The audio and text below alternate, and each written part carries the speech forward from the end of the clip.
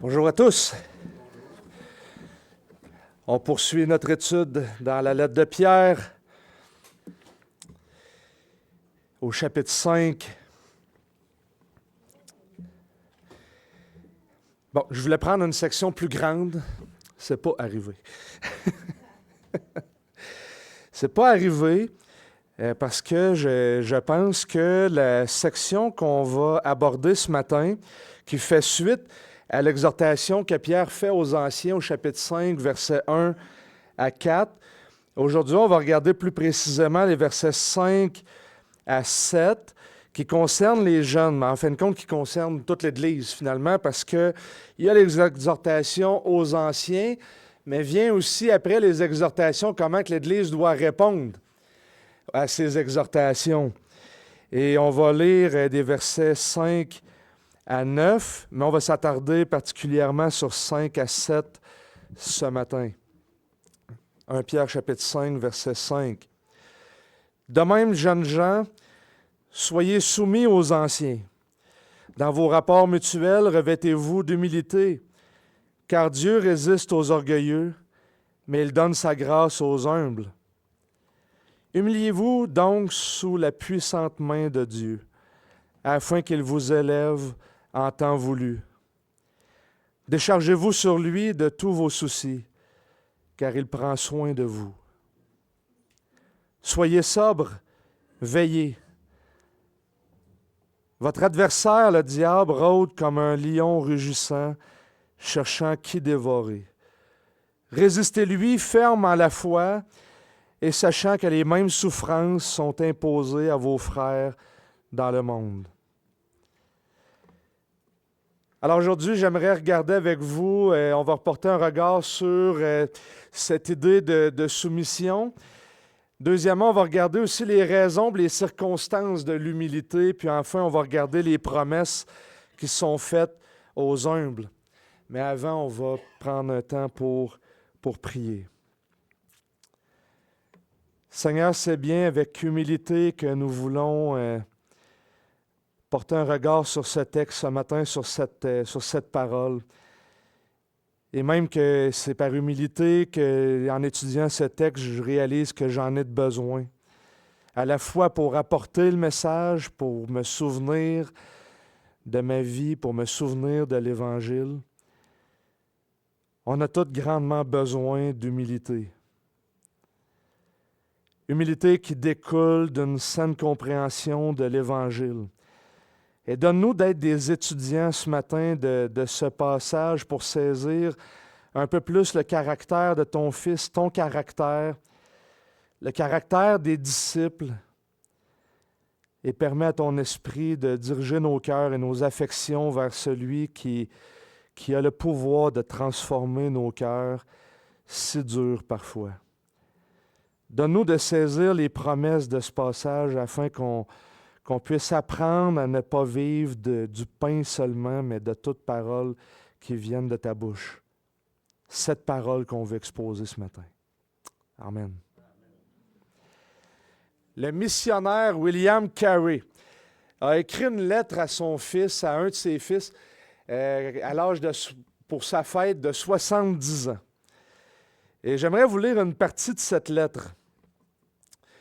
William Carey qui a traduit dans des dizaines de dialectes la parole dans les années 1700, fin 1700. Il a travaillé dans des missions, traducteur.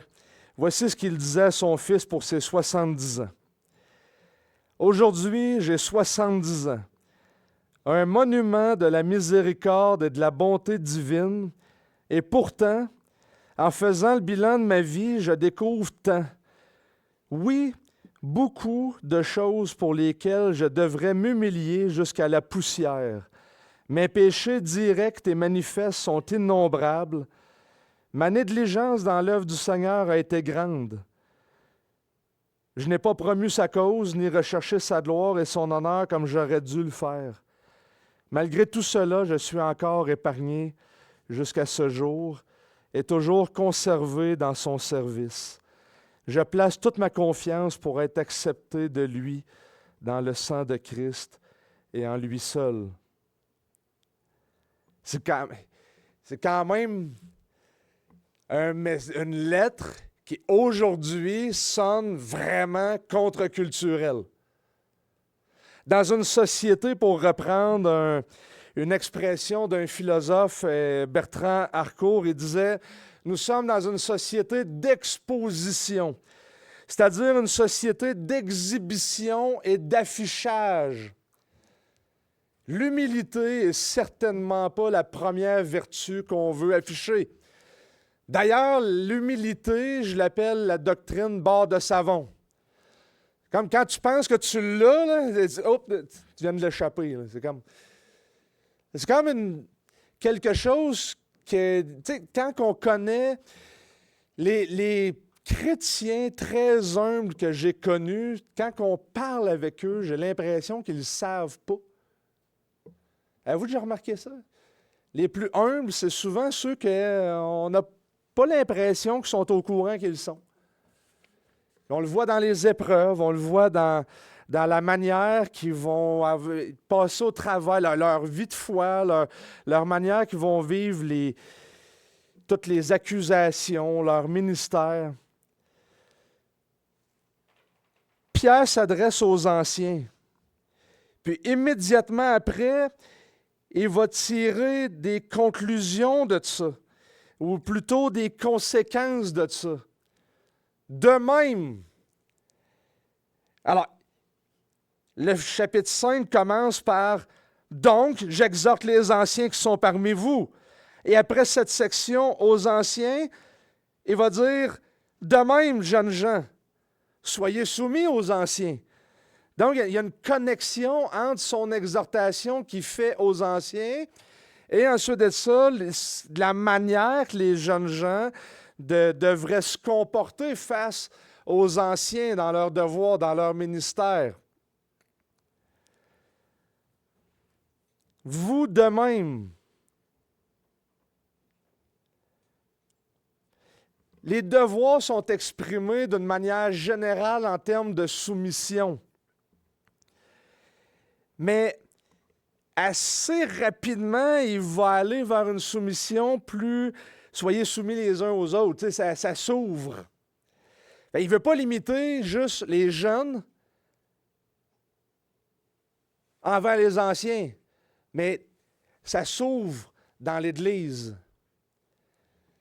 On a tous déjà, peut-être, si vous êtes chrétien depuis assez longtemps, si vous avez promené un peu dans des églises, on a vu des pasteurs qui ont abusé de ça. Un pasteur qui m'a déjà dit, « Moi, Jean-Luc, je vais te le dire, c'est quoi la volonté de Dieu pour toi dans ta vie. » Oh, merci.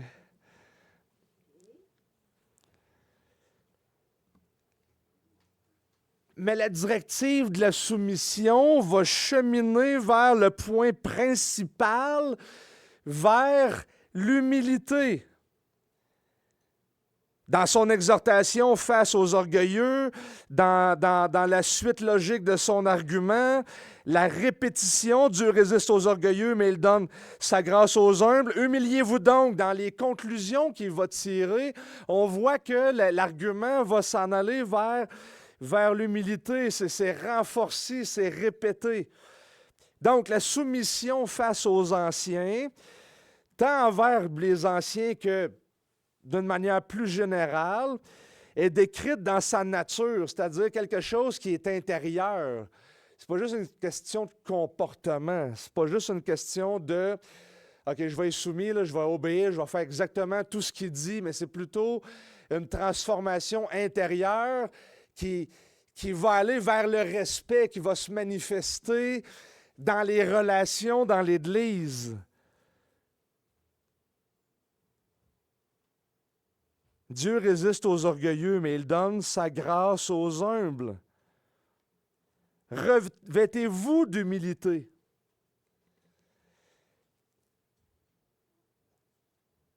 Thomas Boston, un puritain, je vais en avoir quelques-uns des puritains aujourd'hui parce qu'ils ont travaillé ces textes et ce thème d'une manière pertinente. Puis je vous ai pas toutes donner mes citations, mais Thomas Boston est vraiment pertinent. Tout étant dans un état de soumission, de dépendance les uns envers les autres, Dieu a fait de cette vie un temps d'épreuve. C'est pourquoi, par sa main puissante, il a soumis les hommes les uns aux autres. Et là, il va récapituler ce qui a déjà été dit dans la lettre. Les épouses aux maris, les enfants aux parents, les serviteurs à leur maître, et ceux-ci, à leur tour, à leurs supérieurs. Parmi ces derniers, même les plus élevés dépendent de ceux qui sont sous leur autorité. Les magistrats et les ministres dépendent du peuple, et le magistrat suprême lui-même est, et là il va y aller en latin, major singulis minor universis, c'est-à-dire plus grand que chacun, mais moindre que l'ensemble du peuple. Elle a écouté. Cet ordre du monde a été institué par Dieu pour éprouver les hommes dans leurs divers rôles et relations de dépendance. C'est pourquoi, lorsque le temps de l'épreuve prend fin, cet ordre prend fin également. Et là, on peut penser à des passages comme par exemple 1 Corinthiens chapitre 15. Et on va lire au verset 24 et 25. « Ensuite viendra la fin, quand il remettra le royaume à celui qui est Dieu et Père, après avoir aboli toute principauté, tout pouvoir et toute puissance, car il faut qu'il règne jusqu'à ce qu'il ait mis tous ses ennemis sous ses pieds. En attendant ce temps, il rend l'humilité nécessaire afin de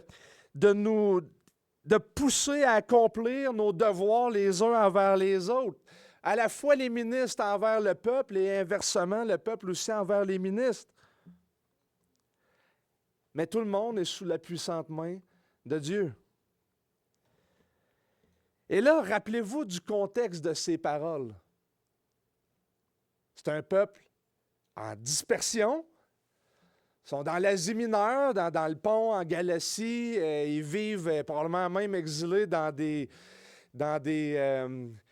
camps romains qui se plaçaient un peu partout. Là. C'est peut-être la raison pour laquelle ils donnent, puis là on le voit un petit peu plus tard, là, on va le voir plus loin, mais il fait référence à Babylone, là, qui est un peu un synonyme de Rome aussi. Fait qu'on, il y a toutes ces circonstances-là, dans un monde hostile à l'Évangile, souffrant simplement pour le fait juste d'être chrétien, dans des circonstances humiliantes. Et Pierre va donner la recommandation, dans ces circonstances-là, l'inclination de votre cœur devrait tendre vers l'humilité. Une espèce d'humilité d'esprit, pas une rébellion envers les circonstances, qui, on va se le dire, sont souffrantes.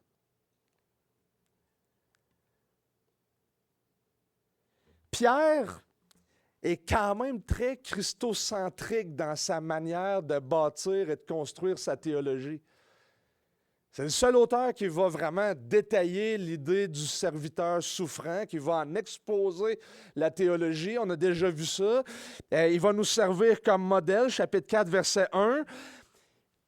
Et un peuple qui souffre a besoin de bergers, puis les bergers qui, eux autres mêmes, sont à l'image de celui qui l'a racheté, et en même temps, ce peuple qui va imiter celui qui les a rachetés, un peuple humble.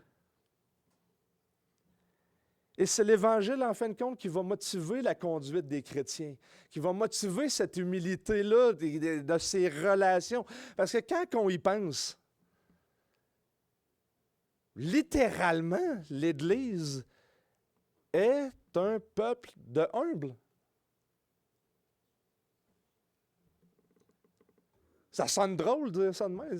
C'est une communauté de humbles. Et ça vient de très loin. Sophonie chapitre 3, par exemple. Verset 12. « Je laisserai au milieu de toi un peuple humble et faible, qui fera quoi?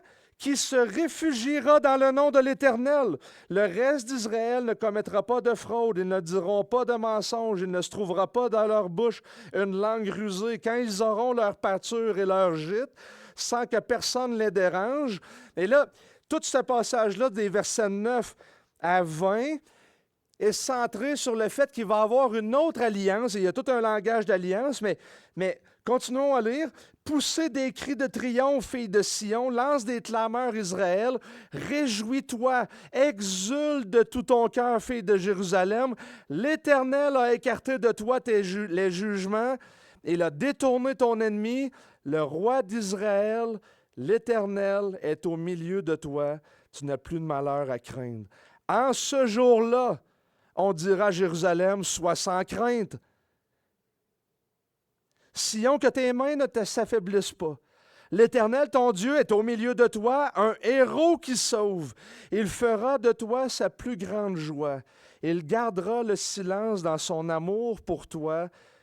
Il aura pour toi une triomphante allégresse. C'est-à-dire que Dieu va être content, garder le silence, c'est se contenter, se plaire, de ne pas rouspéter. Il va se plaire dans un peuple. Quel peuple? Le peuple humble qui va avoir racheté, versets 14 et 15. Par l'Éternel qui va marcher au milieu du peuple.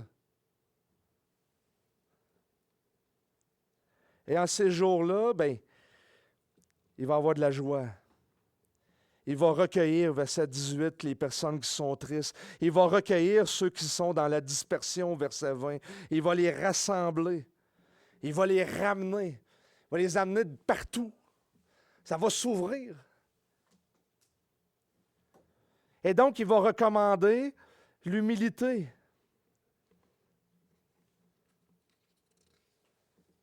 De ce peuple humble. Et d'ailleurs, on pourrait penser à la première béatitude. Heureux les pauvres en esprit, qui souligne l'humilité d'esprit. C'est quoi le peuple dans l'Ancien? Jésus, les bénédictions, les béatitudes, ce qu'on appelle les béatitudes. Et on a l'impression, à écouter plusieurs prédicateurs, que Jésus arrive et il lance des choses comme ça. Mais quel est le référent de Jésus? C'est les Écritures. Faites l'exercice de prendre chaque béatitude et de vous interroger sur d'où ça vient dans l'Ancien Testament. Et la première, je vous en donne au moins une, il y en a d'autres, mais l'idée qu'il va rassembler un peuple humble, Jésus est en train de dire, le royaume s'en vient, puis c'est ce peuple-là, racheté par Dieu. De même, vous, jeunes gens, le puritain William Ames a un autre. Dans l'exposé, dans son commentaire sur la première lettre de Pierre, il va tirer 9 doctrines de ce passage, des quelques versets qu'on a lus. On ne les regardera pas toutes, mais je vous donne la première. Puis je vais vous donner les raisons pour lesquelles il soutient, puis je vais vous donner une application qu'il fait. Puis je les trouvais vraiment, vraiment pertinentes, puis il l'exprime mieux que moi. Donc, voici la doctrine. Il existe un devoir semblable du peuple envers ses pasteurs, tout comme qu'il en existe un des pasteurs envers le peuple. Là, il va tirer cette doctrine-là du verset 5. De même, vous, jeunes gens. Et les jeunes ici, il va souligner qu'il faut entendre principalement le troupeau, parce que les jeunes, en fait, les anciens étaient majoritairement choisis parmi ceux qui étaient les plus âgés. Et donc, les jeunes gens, c'était la majorité de la composition de l'Église. Et donc, les devoirs étaient semblables, non pas dans le sens où le peuple devait guider les pasteurs comme les pasteurs guident le peuple, mais parce qu'il y a une même raison fondamentale qui fonde les devoirs l'un envers l'autre. Puis il va donner 4 raisons. Raison 1. Parce que le même Dieu est Seigneur tant des pasteurs que du peuple, a imposé et prescrit à chacun ses devoirs. L'Église a quelque chose à faire, les pasteurs ont quelque chose à faire, et ensemble, ben, on bâtit l'Église. Les pasteurs ne sont pas en dehors de l'Église comme si c'était une catégorie à part. Ils sont choisis bien souvent à même l'Église. Parce que les relations entre pasteurs et le peuple impliquent un échange mutuel de responsabilités.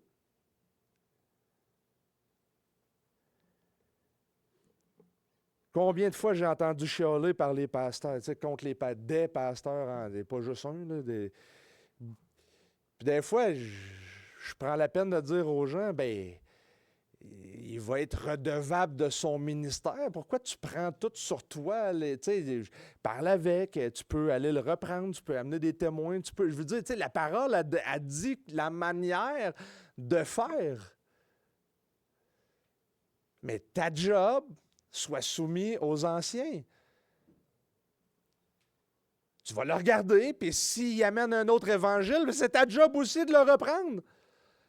Parce que l'évaluation, selon 1 Timothée chapitre 5, verset 19, bien, c'est l'Église qui regarde le pasteur aussi. Puis un pasteur qui amènerait une fausse doctrine doit être repris, mais par qui? Il y a une responsabilité de part et d'autre. Prends ta responsabilité, ils vont prendre la leur et ensemble, on va édifier une maison spirituelle, rachetée par Dieu. Troisième raison, parce que le travail et le soin des pasteurs deviennent vains si le peuple n'y répond pas d'une certaine manière. Ça donne quoi dans une église souffrante d'avoir des pasteurs si personne reçoit les soins qui sont là pour donner? Ah, j'ai pas besoin de l'Église, c'est pas pour moi, c'est pour les faibles, c'est pour ci, c'est pour ça. Ouais, le problème, c'est que c'est voulu par Dieu. Puis si tu n'as pas souffert encore en tant que chrétien, j'ai une bonne nouvelle pour toi. Attends, ça s'en vient. Tu es peut-être juste trop jeune. Mais l'Église va souffrir. L'Église va être insultée, l'Église elle va vivre des outrages. Et un des moyens de grâce pour l'Église de faire croître son Église et de prendre soin du troupeau, c'est de mettre des pasteurs qui prennent soin du troupeau. Quatrième raison, parce que les efforts et la sollicitude des pasteurs visant au salut du peuple méritent qu'on y réponde. S'ils ont le ministère de prêcher l'Évangile, d'édifier l'Église par l'Évangile, comment pouvez-vous dire que vous n'avez pas besoin de l'Évangile? Vous avez besoin de l'Église parce que c'est là que l'Évangile est prêché. Parce que c'est là que l'Évangile elle va être enseignée, s'édifier, corriger, instruire. Et William Ames va faire une application assez directe. Il va dire « application ». Cela doit servir à reprendre ceux qui sont très exigeants et rigides envers les devoirs de leur pasteur, alors qu'en même temps, ils ne se soucient guère de leurs propres devoirs envers eux. Il y en a qui passent plus de temps à évaluer le pasteur qu'ils prennent de temps à s'évaluer eux-mêmes.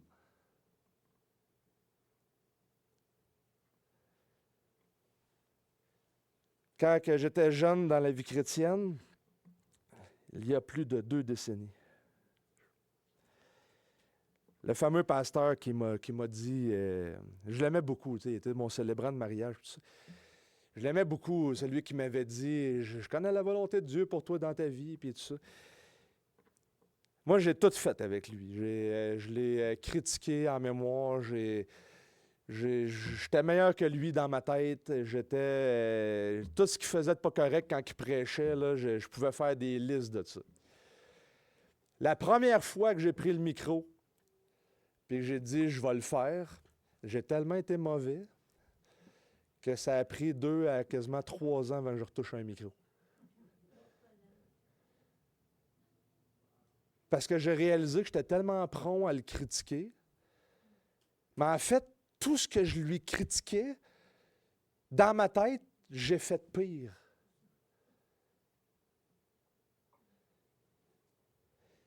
Puis j'allais dans une église des frères à l'époque où le repas du Seigneur, c'était à toutes les semaines, puis les frères venaient partager, puis tout ça. Et ça durait 1 heure de temps, à peu près 40 minutes de partage, incluant les chants et tout ça. Et ça a pris au moins quasiment en 6 mois et 1 an. Le cœur me débattait, je préparais mes choses. Je vais aller juste prier ou lire un passage. Et je venais nerveux parce que je le savais. Ma femme, à l'époque, me donnait des coups de coude. Puis elle a dit, vas-y, tu t'es tout préparé. Puis là, à un moment donné, je disais, OK, j'y vais. Puis là, il arrivait, puis il disait, bon, c'est beau, on va passer aux avant. Il manquait ma shot. Ça a été de même. On est tellement prompt à regarder les autres et à ne pas s'évaluer. Une église souffrante a besoin de pasteurs. Mais on est une communauté de humbles. Puis, si vous êtes juste orgueilleux, comme j'ai pu l'être aussi, ben, le Seigneur, il va résister à ça. Les raisons, les circonstances de l'humilité. Dans ce passage, Pierre exhorte à l'humilité, puis il va donner des raisons pour cela. Ben, il dit, c'est comme un ornement pour l'âme. Hein? C'est beau aux yeux de Dieu. Il va déverser sa grâce pour le humble. Deuxièmement, ben, il y a des bénédictions qui sont attachées. Dieu fait grâce aux humbles, qui est en contraste avec la malédiction qui vient sur l'orgueilleux. Dieu résiste aux orgueilleux. Troisièmement, c'est qu'il va mettre encore plus l'accent sur ça en surréenchérissant, ça se dit-tu? Je pense que oui. Ou ce qui va surenchérir, humiliez-vous donc sous la puissante main de Dieu. Et donc, il expose la véritable raison de l'humilité, c'est-à-dire Dieu est puissant.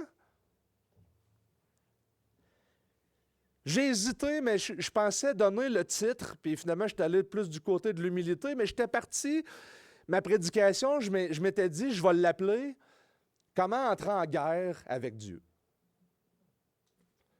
Avez-vous déjà pensé à ça? Dieu résiste aux orgueilleux. Tu vas être en chicane avec Dieu? Ben, recette Théologie 101, juste être orgueilleux. C'est ça, il résiste aux orgueilleux. On était en camping pas longtemps, puis on a un nouveau couple d'amis qui se joint à notre groupe maison. On commence à venir à l'église, mais le mari, c'est comme un peu, c'est pas encore tout, on n'est pas tout encore au clair s'il a accepté le Seigneur ou pas. Puis il avait lâché la blague. Moi, si je pogne une truite longue de même, tu sais, je m'en vais à l'église, puis tout, tu sais.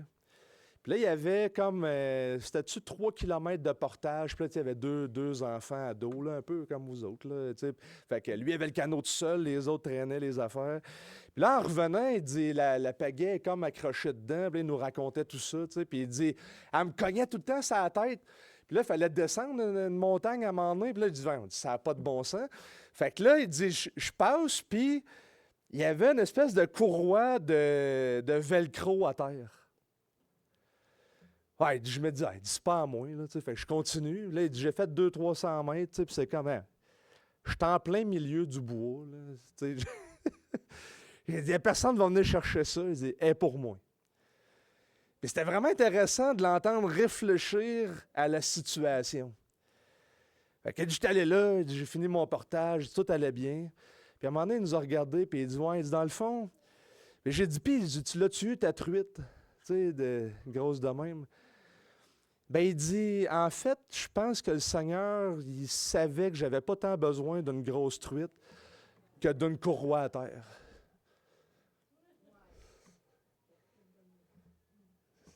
Ah, sur le bord d'un feu, c'est quand même cool comme discussion. Hein? Puis j'y ai dit, je dis, écoute, j'avais mis au défi de Dieu, mais Dieu, peut-être pas une bonne idée, tu sais. Puis j'ai cité le passage, ben tu sais, je dis, Dieu résiste aux orgueilleux. Si tu veux être sûr de perdre un combat, vas-y. Fait que là, il était, ouais, c'est correct, il dit, je vais prendre ma courroie. Non, mais d'une manière assez claire, on peut dire que l'humilité est préférable à l'orgueil. L'orgueil, comme disait Daniel Doriani, un commentateur que j'aime beaucoup, disait « L'orgueil est aussi une maladie qui résiste au traitement. » Et Pierre va citer un proverbe, le proverbe 3, verset 34. Et quand on y pense, en étudiant le passage, ce que j'aime de la théologie biblique, de regarder comment un passage va citer les Écritures et faire allusion, on voit quand on fait ça qu'on est en train vraiment d'étudier l'inspiration que l'Esprit donne aux Écritures. Hein, Pierre, c'est un pécheur, mais Pierre connaissait les Écritures. Il cite pas n'importe quel passage. Ici, c'est le proverbe 3,34. Quant au moqueur, il s'en moque, mais il fait grâce aux humbles. À partir du verset 21 jusqu'à 35 des Proverbes, c'est un poème d'encouragement parental d'un père à son fils, pour pas qu'il s'éloigne de la réflexion. Verset 21, « Mon fils, garde sans qu'elle s'éloigne de tes yeux la raison et la réflexion. » Et ensuite de ça, il va donner des raisons d'un verset qui va suivre, de 23 à 26. Puis après ça, il va donner de 27 à 31 5 choses qu'il ne doit pas faire. Si tu gardes la réflexion, si tu gardes la raison, fais pas ça. C'est de la sagesse de ne pas faire ce qui est là. Et en fin de compte, la motivation principale, la cerise sur le sundae à la fin de tout ça, c'est que Dieu, là, se moque du moqueur. Mais il va faire grâce aux humbles. Il va venir un temps où il peut se moquer pendant un temps, là, mais ça ne durera pas. Mais Dieu va faire grâce aux humbles. Verset 35, « Les sages hériteront de la gloire, mais les insensés du plus grand mépris. » Lisez le verset 4. « Et lorsque le souverain pasteur paraîtra, vous remporterez la couronne incorruptible de la gloire. » Les sages hériteront de la gloire, verset 35. Il y a quand même une thématique très proche entre les proverbes et la citation, puis comment qu'ils connectent. Et dans un sens, on pourrait penser que les anciens vont avoir une gloire qui, parce qu'il est ancien, il est plus méritant, il est plus... Non, non. Les sages hériteront la gloire. Mais le sage ici, c'est un peu le humble du verset précédent qui reçoit la grâce. Et Pierre, dans notre passage, va dire « Dieu résiste aux orgueilleux ».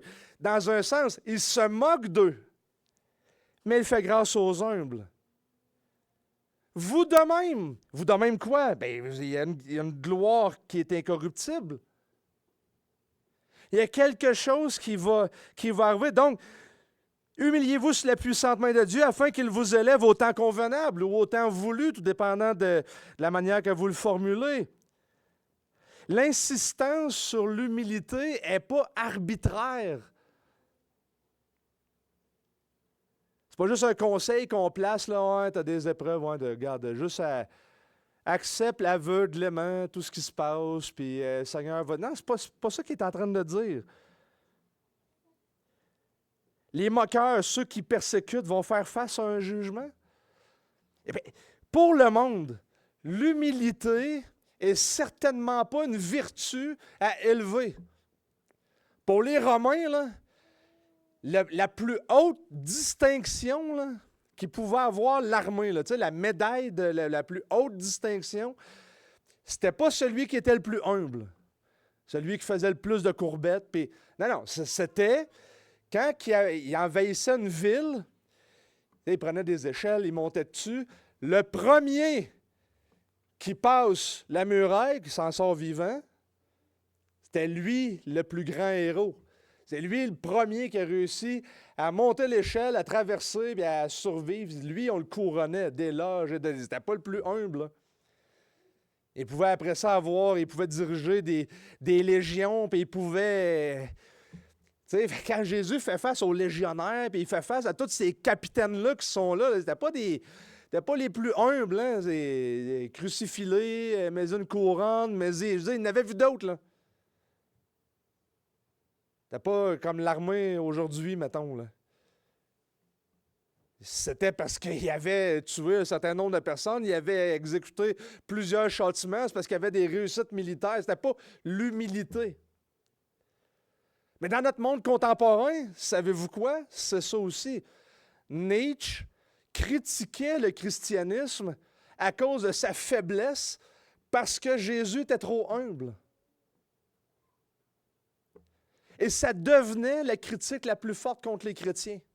Montrez-moi un vrai chrétien à l'image de Jésus, puis après ça, je vais peut-être vous écouter. Et c'est de même encore aujourd'hui.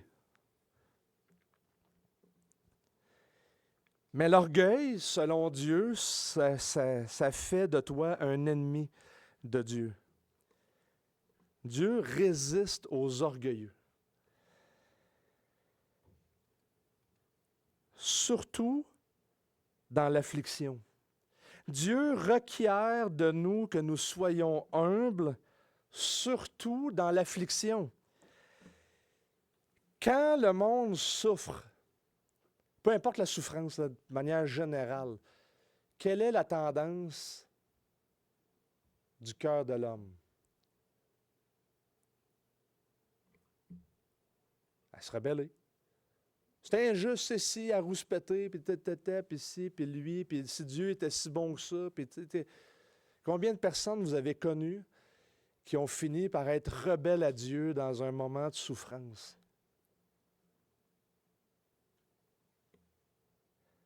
C'est quoi ces afflictions-là? Notez l'expression « puissante main de Dieu ». C'est une expression qui revient majoritairement dans les Écritures en rapport avec la délivrance d'Israël de l'esclavage d'Égypte. Je ne vous ferai pas la liste de versets, mais il y en a quand même quelques-uns.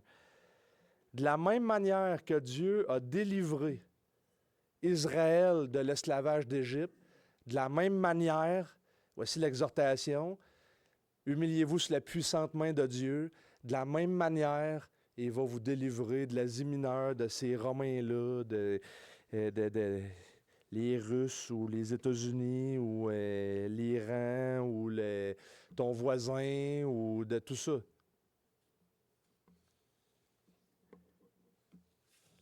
L'humilité, ce n'est pas le but ultime.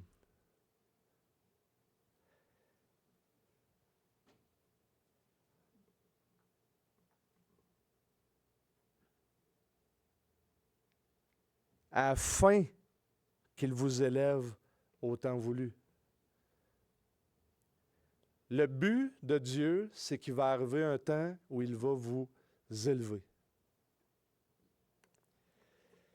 On fait une petite synthèse ici. Le verset 6 commence par « donc ». Littéralement, c'est verset 5, « de même, par conséquent, jeunes gens ». Verset 6, « donc » ou « par conséquent, humiliez-vous sous la puissante main de Dieu ». Pierre construit son argumentaire pour qu'on fasse la suite logique de ce qu'il est en train de dire. La logique, c'est la suivante. Dieu résiste aux orgueilleux et donne sa grâce aux humbles. Par conséquent, humiliez-vous sous la puissante main de Dieu. En s'humiliant soi-même, nous expérimentons la grâce de Dieu, puisque Dieu accorde sa grâce aux humbles. Les humbles qui reconnaissent le besoin de Dieu, le besoin de l'Évangile, le besoin du Seigneur. Dans ce contexte, ça va se manifester comment? Déchargez-vous sur lui de tous vos soucis. D'autres traductions vont dire d'une manière intéressante de vos inquiétudes, de votre anxiété. Au lieu de résister et de devenir rebelle, humiliez-vous. Pourquoi? 4.17, car c'est le moment où le jugement va commencer par la maison de Dieu. Or, si c'est par nous qu'il débute, quelle sera la fin de ceux qui n'obéissent pas à l'évangile de Dieu? Dieu résiste aux orgueilleux, mais il donne sa grâce aux humbles. Humiliez-vous devant la puissante main de Dieu. Déchargez-vous sur lui. L'argument commence avant. S'humilier devant Dieu, c'est reconnaître sa main souveraine sur nos situations. C'est avoir un sens de la grandeur de Dieu qui nous amène à nous placer comme ce qu'on est réellement, c'est-à-dire la créature. Une des images que j'aime beaucoup, c'est John Piper qui l'avait donné, puis il disait, tu sais, quand tu vas au Grand Canyon, tu vois, là, puis j'ai pensé à ça, à un moment donné, j'étais dans un 70e étage à New York, tu vois tout New York, les buildings, puis tout ça, puis l'émerveillement de quand tu es au Grand Canyon ou quand tu es dans une espèce de grosse affaire comme ça, tu n'as pas l'espèce de sentiment, tu regardes pas tout ça, puis tu te dis, « Wow, je suis donc bien merveilleux. » Non, en fait, l'émerveillement que tu peux avoir dans ce moment précis-là, c'est de prendre connaissance à quel point tu es petit. Puis que la création, dans le cas du Grand Canyon, est vraiment grandiose. Et en fait, ça devrait t'amener l'humilité de dire « Wow, j'ai un créateur qui est tellement merveilleux. » Et là, ça replace. Et notez les promesses, mon troisième point. Et là, ça vaut la peine de faire le outline, de faire le plan du passage. Commandement. Dans vos rapports mutuels, revêtez-vous d'humilité. La raison, car Dieu résiste aux orgueilleux. Promesse, mais il donne sa grâce aux humbles. Verset 6, commandement, humiliez-vous donc sous la puissante main de Dieu, promesse, afin qu'il vous élève au temps voulu. Première promesse, il donne sa grâce aux humbles. Pierre est l'image incarnée de quelqu'un qui a reçu la grâce. Écoute, avant que le coq chante 3 fois, tu vas me renier. Avant qu'il chante, tu vas me renier 3 fois. Pierre, dans toute son humilité, dit « Ça n'arrivera pas, jamais. On va aller en prison, on va mourir pour toi. » Ouais, calme-toi, buddy, là. Traduction purement francophone. Avant que le coq chante 3 fois, tu vas me renier. Et je vous avais dit que quand on fait les liens là, au dernier passage, on avait regardé un peu ça, puis à un moment donné, le coq chanta. Puis le verset qui dit, Jésus le regarda. Et Pierre, à ce moment-là, a compris. Il était complètement abattu, mais Jésus l'a relevé. Puis il a renouvelé son amour pour le Seigneur. Puis il s'est repenti de ça, puis il s'est humilié. Puis c'est Pierre qui lui-même a renié 3 fois, qui a le ministère d'encourager l'Église. Et la lettre de Pierre s'en va comme un cône vers cette exhortation de dire « Humiliez-vous ». Ceux qui n'obéissent pas à l'Évangile, le fruit de l'Évangile, c'est qu'il y a quelque chose dans le chrétien qui est transformé par la régénération, chapitres 1 et 2, un peuple humble. Humiliez-vous, c'est ce que vous êtes. C'est ce que vous êtes. Pierre ne dit pas, le Seigneur va t'humilier. Il ne dit pas la manière, pas la manière un peu, mais pas le degré d'humilité.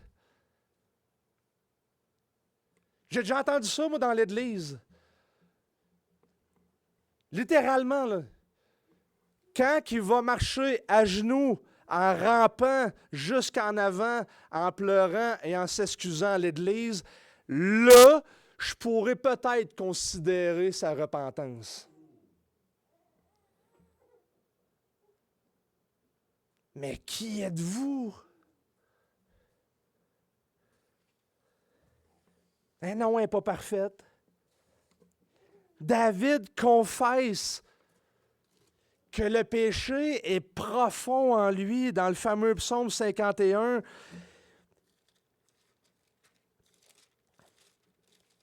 où ce qu'après avoir commis l'adultère avec Bathsheba, il va dire au verset 6 et 7, « J'ai péché contre toi et toi seul, j'ai fait le mal à tes yeux, en sorte que tu seras juste dans ta sentence, sans reproche dans ton jugement.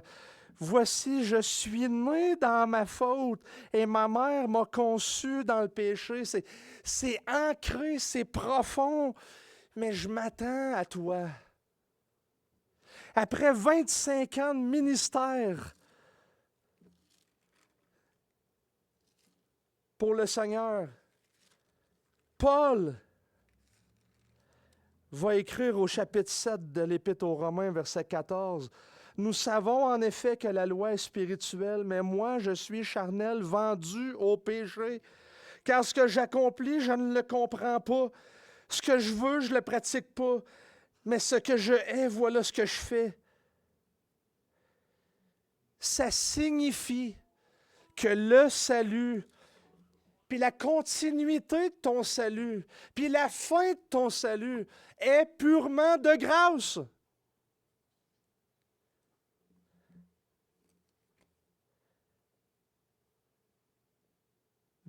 Donne sa grâce aux humbles. Deuxième promesse, afin qu'il vous élève au temps convenu. Alors, évidemment, on s'en doute, c'est quoi le moment convenu? Deux grandes lignes de pensée sur le sujet. Ça pourrait faire référence au moment qui sert les desseins de Dieu, c'est-à-dire dans votre vie, à un certain point, il dit « OK, c'est beau, je vais t'élever dans un ministère ou autre, en stature, en plein de choses. » Mais ça pourrait faire également référence au temps de Dieu dans son grand plan de rédemption, incluant son retour. C'est-à-dire qu'au pire, il va vous élever à la fin. Chapitre 1, verset 5, il va utiliser le mot « temps » de cette manière-là. À vous qui êtes gardés en la puissance de Dieu, notez la thématique, humiliez-vous devant la puissante main de Dieu. À vous qui êtes gardés sous la puissante main de Dieu, si on met le mot main, sous la puissante main de Dieu, sous la puissance de Dieu, par la foi, pour le salut, prêt à être révélé dans les derniers temps. Honnêtement, j'ai de la difficulté à trancher.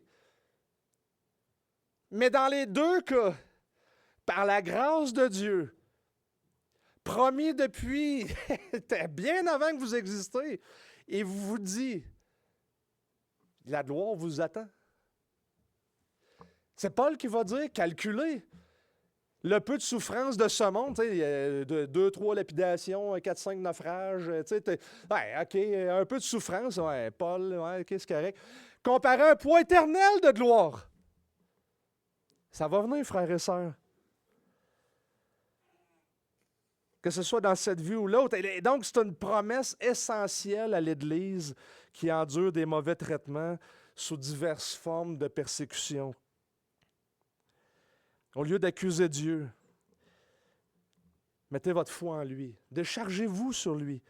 C'est ça qu'il dit au chapitre 1. À vous qui êtes gardés en la puissance de Dieu, par la foi, pour le salut, prêt à être révélé. Humiliez-vous sous la puissante main de Dieu, déchargez-vous sur lui. Il y a une relation entre les deux, l'humilité et se décharger sur lui. Sinon, à quoi sert votre foi? À quoi sert la foi? Êtes-vous si différent de votre voisin qui n'a pas la foi? Tu sais, quand ça va mal, là, comment tu réagis? C'est un bon test, l'épreuve.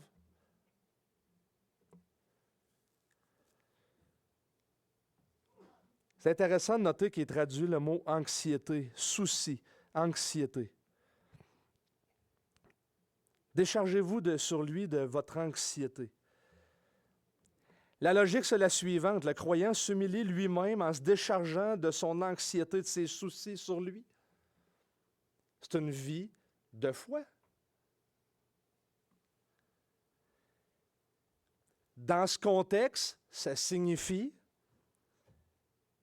que l'anxiété et l'inquiétude est critiquée comme une forme d'orgueil.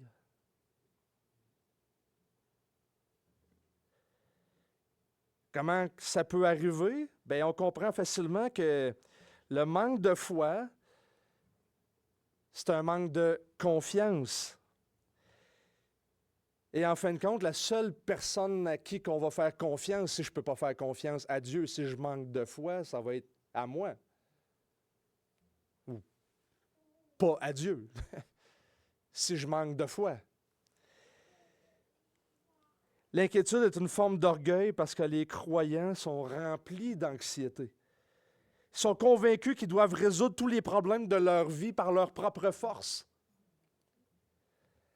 Il y a un commentateur, Goppel, qui disait « L'affliction pousse soit dans les bras de Dieu, soit loin de Dieu. » Et c'est juste. Et on voit ça dans l'Église. En proie à l'anxiété. Souvent, on ne parle pas aux autres. On n'écoute pas les autres. C'est difficile d'être soumis aux autres. Si on en perd notre joie, la rancune peut se mettre là-dedans, la rébellion, les frustrations, puis tout le reste. Et on ruine notre témoignage bien souvent. Et je ne peux pas m'empêcher, puis juste quelques réflexions là-dessus, mais je voyais un certain parallèle avec Philippiens chapitre 4 au niveau de l'anxiété. Puis c'est peut-être quelque chose que vous avez besoin d'entendre aujourd'hui. Éphésiens chapitre 4, verset 6. Ne vous inquiétez de rien. Pour ceux qui me connaissent, j'ai vécu quand même des grosses épreuves il y a 7-8 ans. Là. Puis à un moment donné, je me disais, j'ai connu des gens, du monde normal, là, comme vous et moi, là, un préposé aux bénéficiaires qui a un cancer, puis toute la patente, un ami, puis qui était à l'hôpital, puis qu'il est en paix. Là, c'est comme, tu le vois, tu te dis, voyons, le gars va crever, mais il y a une espèce de paix. Puis là, on pense à tous nos héros spirituels, Georges Muller, puis les autres. Puis là, on se dit, voyons, comment ils font dans des temps d'épreuve, quand il y a des manques, quand ça va pas bien, quand tout s'écroule autour d'eux, comment qu'on fait pour avoir cette paix-là, cette assurance-là. Théologie 101, j'ai le même Saint-Esprit qu'eux autres. Fait qu'ils n'ont pas une recette miracle qui est inaccessible à moi. Pour m'aider à réfléchir sur ce sujet-là, c'est Martin Lloyd-Jones qui m'a, dans une prédication qu'il a faite, mais elle m'a tellement frappé sur l'exposé de ce passage-là que je vous donne quelques réflexions. 1. L'apôtre Paul, dans cette prière-là, ne vous inquiétez de rien, mais en toute chose, par la prière et la supplication avec des actions de grâce, faites connaître à Dieu vos demandes. Le mot prière, puis ça, c'est la phrase qui a changé ma façon de prier après. Là. Dans le contexte d'affliction, réjouissez-vous, je le répète, que votre douceur soit connue, ne vous inquiétez de rien. Donc, c'est un remède à l'anxiété. OK? Et Lloyd-Jones disait, notez qu'il y a 3 mots pour la prière. La prière, des supplications, des actions de grâce. Puis là, il va dire, l'ordre est important. Le premier, prière, c'est cette idée d'adorer. Quand j'ai lu ça, là, je me suis arrêté puis j'ai réalisé que je m'approche avec bien des supplications puis bien des demandes, mais très peu pour adorer dans un temps d'affliction. Commencez par ça. Commencez par ça. Ça veut dire qu'il faut que tu t'assoies dans des temps d'anxiété puis que tu te poses la question, qu'est-ce que Dieu a fait est qui mérite mon adoration et je veux l'élever pour ça. Ensuite de ça, vient avec les supplications. Là, allez-y. Et ensuite, des actions de grâce. Puis avez-vous remarqué, en tout cas moi je l'ai remarqué, mais je suis convaincu que je suis tout seul, là, mais j'ai remarqué qu'il m'en manquait 2 sur 3. Je commence pas par adorer, je finis pas par des actions de grâce, puis on dirait que ça... Mon deuxième commentaire, c'est que remarquez la promesse aussi ici. Et la paix de Dieu qui surpasse toute intelligence gardera vos cœurs et vos pensées en Jésus-Christ. Dieu promet que vous allez surmonter l'anxiété.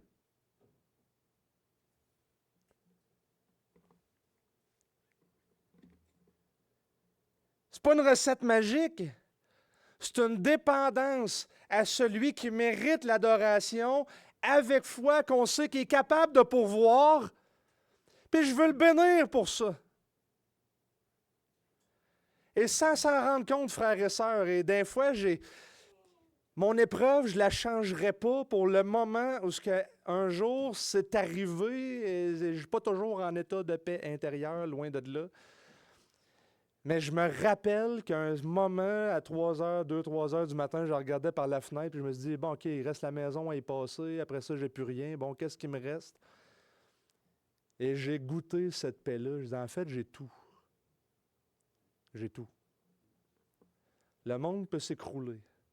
Il peut arriver. C'est ça que le Seigneur promet.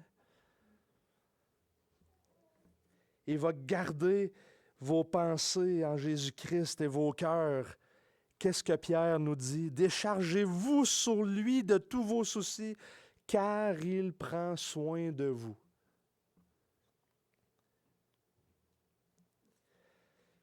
Je vais terminer, mais ici, encore une fois, Pierre connaît les Écritures et il cite le psaume 55, 23, qui est un psaume qui correspond exactement à ce que Pierre est en train de vivre.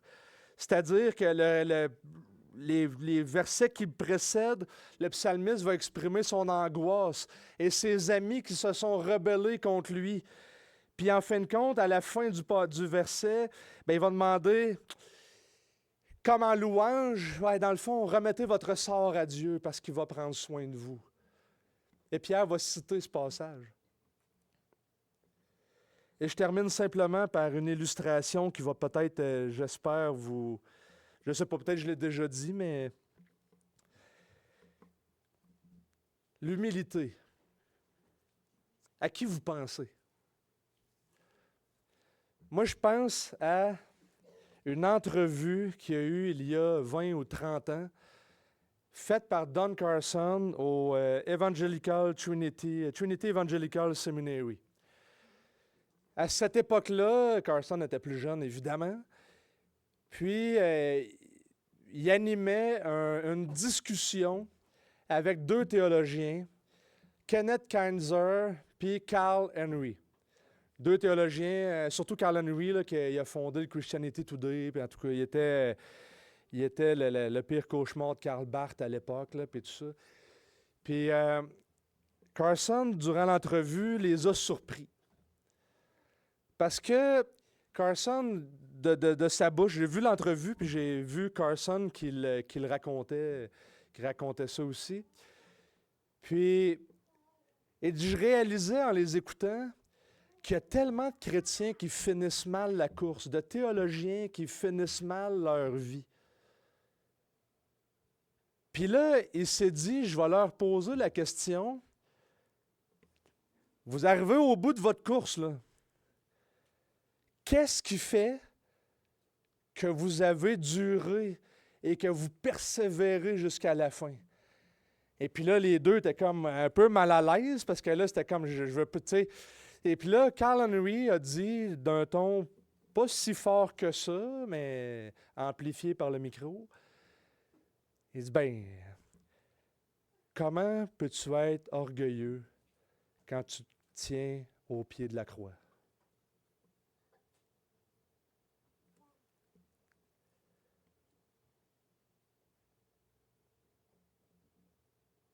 Dieu résiste aux orgueilleux, à ceux qui n'obéissent pas à l'Évangile de Dieu, mais il fait grâce aux humbles. Puis il va vous élever au temps voulu. Déchargez-vous sur lui de tous vos soucis, car il prend soin de vous. Prions. Seigneur, merci pour ta parole qui est puissante, qui est vivante, qui transperce nos âmes. J'ai tellement besoin d'humilité, de persévérer avec humilité, de prêcher avec humilité. Et Seigneur, on veut se rappeler notre position, c'est-à-dire à genoux au pied de ta croix. Nous voulons t'adorer, Seigneur. Tu es le Dieu 3 fois saint, qui prend soin de son peuple, qui appelle et qui fait grâce. Et chacun dans nos cœurs, ce matin, on peut te supplier de nous libérer de péchés, de circonstances, d'événements. Mais on veut aussi élever un paquet d'actions de grâce pour ton salut, pour ta grâce que tu déverses, pour ton Église ici. Parce que tu as pourvu à des enseignants, parce qu'il y a des frères et sœurs qui peuvent supporter, parce qu'il y a tellement de choses, Seigneur. Sois élevé et béni dans cette Église. Amen.